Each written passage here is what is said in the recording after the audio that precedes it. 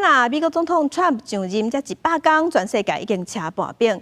即卖伊上任100天的民调支持度显示讲，伊支持度降到42%，这是1950年代艾森豪总统以后上任100天民调上届假总统。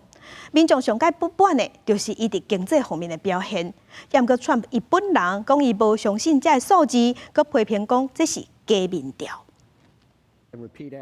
美国总统川普第二届任期满100日，这段期间发生真侪戏剧化的事件，互外界对伊的看法是天差地。国际媒体路透社的民调显示，川普支持度按打上任的47%，已经降到42%，无支持度按41%，8到53%。这是50年代有记录以来上任100天支持度上低的记录，嘛比第一任的表现较低，显示伊的政策并无完全得到美国人的认同。对着个别议题，有大约3成的民众认同川普伫控制生活成本的表现。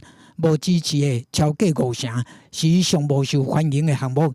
另外，伫法治和贸易，无支持度嘛比支持度低足侪，甚至连川普上夸口的移民政策，嘛敢若勉强是支持和无支持度大概同款。别个媒体的民意调查，包括 CNN 和福斯新闻，嘛拢差不多。 川普对民调的结果表示愤怒，一直社群平台出所受发文讲，这款数字拢是假新闻机构的假民调。佮讲这款媒体拢低调川普精神错乱症候群，敢来报道伊的负面新闻，也无看伊其他方面的表现，亲如管控边境的超有表现。这几日白宫的附近嘛有采告示牌，顶面打最近掠到的非法移民的相片，通看出伊的自信。不过对比川普的自信满满，有美国人讲。 川普施政作为，互伊感觉外交歹势。I feel somewhat embarrassed, honestly. I don't know of just how collectively our country is handling things and how international policy and stuff. So I feel frustrated and embarrassed, honestly, to be an American citizen.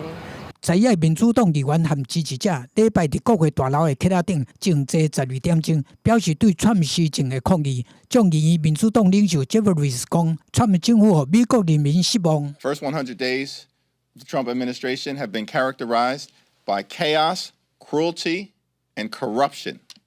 America is better than this. We should be able to do better for the American people.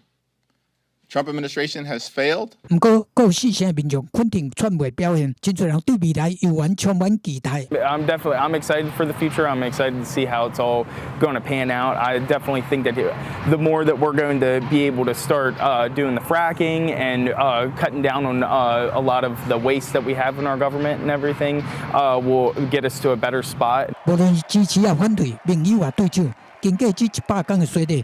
美国国内外拢深深感受到川普特别的行事风格、甲政策的思维，伊所展现极无确定性，嘛深深影响着国际社会未来的情势。公视新闻由派准编译。